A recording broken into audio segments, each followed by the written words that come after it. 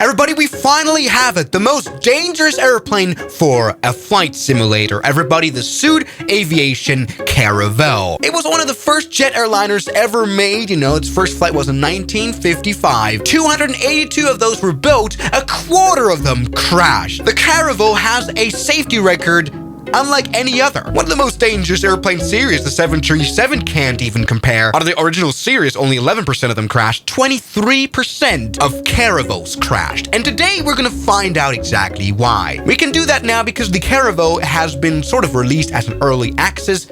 You can get it now on Patreon for 10 euros from Pilot NL. And it's an okay add-on. It gives us a good glance of why this airplane kind of sucked. First of all, what's funny, and this is kind of like most old jet airliners, maybe like MD-80 as well, or the 727, we can enter the airplane from the back. So that's good to know. That doesn't happen nowadays. What's also weird is the window shape. Yes, this was before we had proper window shapes figured out. You know, over the years we found out that round windows make sense because they can withstand a lot more force, something they have to do. But when we look into the cabin here, they are literally triangle. I have no idea why they did that. This is the cabin. We have it sort of modeled. We can remove the curtains here. Look at that. We have got a 3x2 seating configuration, a very changing aircraft for sure, which is why this airplane was retired only like 20 years ago. Oh, by the way, there's some more to check out here in this add-on. We also have this here, a door. We can open that, and there's a lavatory. What's this there? Oh yes, the door to exit the aircraft, as well as some cargo space. Good. And here's another lavatory. Overall, though, I think this plane looks like any other jet airplane. But when we look into the cockpit, we kind of do realize why this airplane was a bit of a mess to fly. I mean, first of all, look at the yoke infrastructure right here. This reminds me of like old Deauville in Canada airplane. Let's see if I can even turn on this aircraft, which by the way has a weird green window tilt. The visibility out of here is generally not great. Yes, this was in the time that we didn't really have windshields figured out properly, so you have these columns here.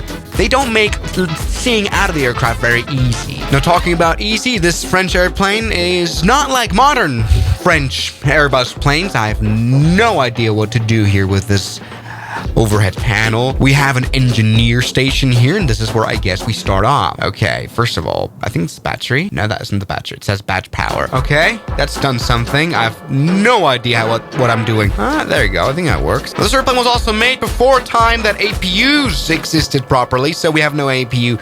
Now this is the fuel shutoff valve here. I don't know which position is on, which position is off. This is a very confusing airplane. Let's see if I can start up the engine. Yeah, there you go. That's working. Engine number 1 is turning on. Oh yeah. Okay, we can't see much spinach here. This is a very old jet engine, of course, but at least it isn't like a old, properly sucking post-jet engine. This is the Rolls-Royce Avon, which was the first axial flow jet engine. So with actual, compressors in there. So that's kind of cool. A great explanation there. Anyway, engine number 1 is running. Let's turn on engine number 2 now.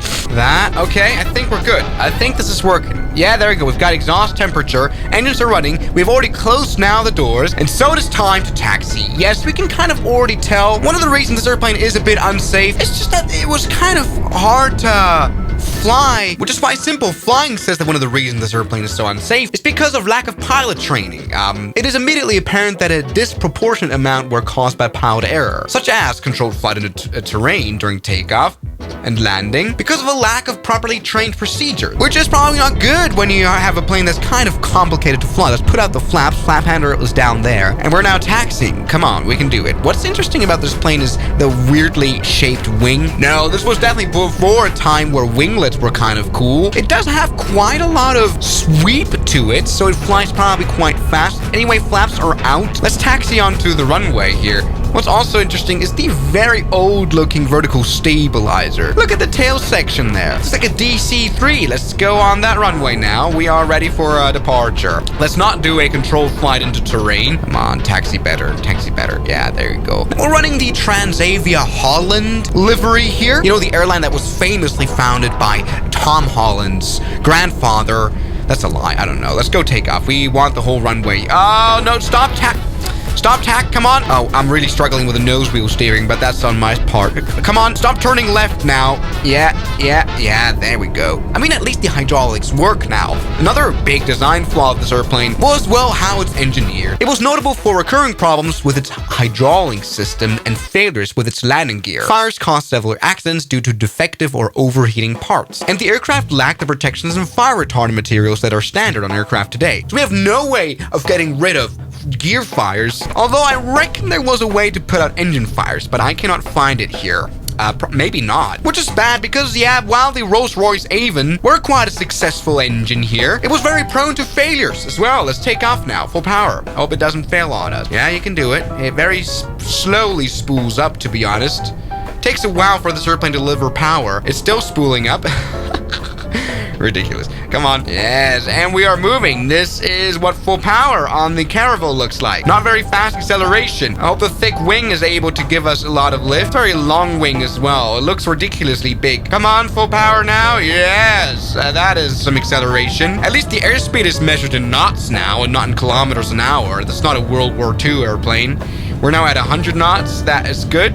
Or not, maybe. This probably hasn't got the best runway performance. Let's take off. Yes, you can see it's working. And we have a little bit of tilted landing gear. Let's put it up here and hope it comes down again. That might be a problem. I doubt this airplane even has some sort of emergency gear retraction, to be honest. It's very much lacking any safety features. But there we go. Look at us climbing here out of the La Mole airport. Now, don't even get me started on trying to use the autopilot. I just refuse that. It does have the ability to follow a glide slope as it seems, and a localizer, so sort of auto land. But with these old autopilots, I just refuse to use them because I can't. I'm absolutely stupid. But yes, this was back in the day where you would kind of hand fly the airplane up onto cruise altitude anyway, so we're doing well here.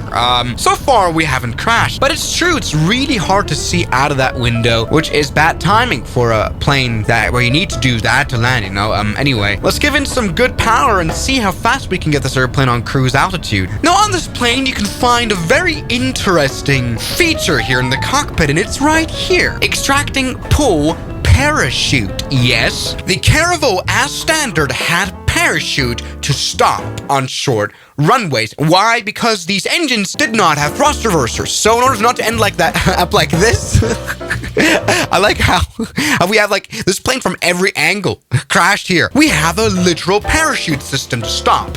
Now that, you know, of course, turned out to be quite uneconomical for airlines because parachutes suck. You know, they have to be restowed. But we have a parachute and it works, of course, in this flight sim.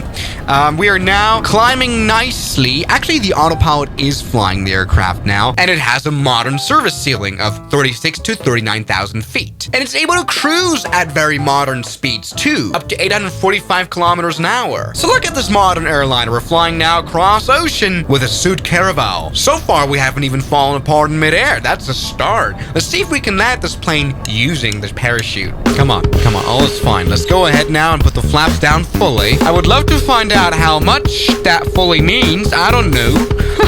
Hasn't got any numbers on it. It looks like quite a lot, big flap surface. Once again, stopping the SUD Caravelle isn't the easiest task, but we can put out the landing gear, which has some brakes. We can also put out the speed brakes here, which also look very interesting. They're like very miserably small. It's not really like your usual spoilers you'd find nowadays. This is a very poor speed brake. And this airplane now is able to fly at 110 knots quite well. Look at us. Okay, runway is down there. I'm still trying to figure out how to fly this airplane properly. Well, we can barely see the runway, to be honest. Come on, there it is. Let's touch her down. Okay, that was all right. It's now time to use the brakes, as well as, of course, our parachute. Look at it coming out. That's very good, and we're able to stop quite fast using that parachute. No reverse thrust needed. Just would be, like, how would you retract the parachute now after landing, I wonder? Like, it's just now out. It's like now the flight simulator sunk into the ground. I guess we can just put it back. All right, in the flight sim, we can just put it back. There we go. That's been quite a promising stopping distance there. Not too shabby. But Something I can tell is that this airplane, it's not very easy to fly, very easy to control, handles like a mess. So, it's not only a poor design that made the aircraft so dangerous, it's also that people were really inexperienced in jet aircraft. The lack of sufficient experience maintaining a jetliner. Things that are standard practice today, such as testing for metal fatigue and compressor discs, simply didn't exist back then. All the checklists that we do nowadays, they didn't know of. And now we have a problem. We can't reverse thrust to use every single inch of this runway here. Of course, we're at St. Barth. It's a French island. It's a French airplane. I'm not saying this is like a flying cascade or, maybe is slightly flying casket. Maybe in comparison to modern day jet airliners, definitely is a flying casket. But can you imagine it's the 50s when this airplane first flew? Rosa Parks would have sit in the back of the plane. So this would have been so novel to fly back then that you just kind of accept the dangers. Also, we've been able to take out of St. Barth, so that is good. Question is though, can we land this airplane down there? This is of course the Swiss Air One stupid testing. I mean, the only thing that isn't simulated here in the flight sim is failures, which is good for a start. I mean, being a passenger on the Caravelle must have been something, but being a pilot must have been something too. Like, you would say goodbye to your wife, and chances are you might not come back in the evening to beat her up in the 50s, because you maybe would have ended up in some hill somewhere in France. Let's go ahead and try to land. We're now very low at speed here. Oh, the stall prevention absolutely wasn't a thing back there. Very easy airplane to shoot. All right, let's put her down. Let's put her down. Very much put her down. We're not scared of a hard landing. Let's put up the parachute right now. Okay, that was a hard landing. No trouble though. We can stop in 0 time whatsoever, because we lost all our kinetic energy on touchdown there. We're able to even take the first exit, which is quite ridiculous. And the nose wheel steering still sucks. So everybody, the SUD Aviation Caravelle. This add-on really isn't bad. I mean, it's still a very alpha early access state, but I'm, grateful that we have it for the flight sim. Quite a, piece of history, really. So thank you guys so much for watching this video, and I'll see you guys tomorrow as always. Good night. And a special thanks goes out to my members, my supporters, Guns Killer, R27, James Duram, That Dude, Anime Gods of Gaming, Derek, Insider Plane, Nishijutsu Finder, Professional Jamal, Ryland Williams, and New the York. You've got beautiful names.